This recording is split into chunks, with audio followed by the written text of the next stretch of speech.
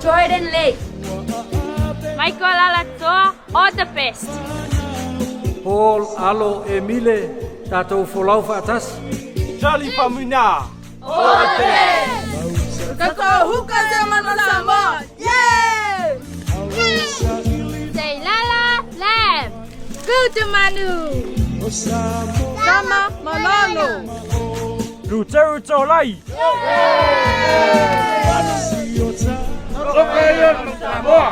Ya aluyo yo ko faiwa maria.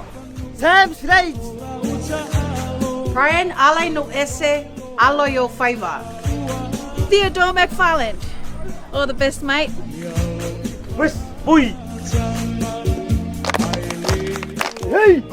Ya, lose forward here to Manu Samoa. Hold the Manu. Taleni Seu. Hey. Steven Luatua. Yeah, go to Manu. We'll go Thailand. Alamanta mo tunga. Hey. Mga gago. So Tala Faso. See you in Paris. Fritz Lee. Sarah Jordan Tofua. See you in France. Santa Fet Samba Taile. Kamay kang gaigo ko pali. Belani matavao. You go so. Ere Irani. Manui. Enari. Ere Enari. These are our Manu Samoa first 5 dates.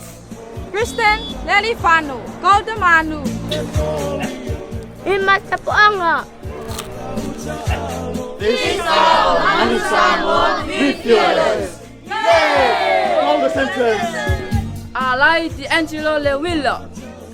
All the best. Pulupano Junior Sejeni. Manuela Tawa. Umbua Manu. Duncan Paiaua. Kodaman. Yo kako back free le full back ma winger. Olo wingi olo positioning o ka alo ya o nga soala gaming o pai e. So kwa o sao wa o bambe ala ka mo ave vai a kamaka alo. Ya kako back free ya. Danny Tala. All the best. Go the Manu. Nerio Formai. Let's go, boys.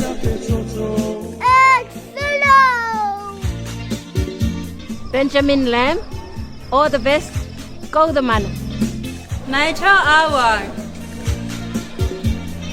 Go the Manu. Ano malosi. Go the Manu.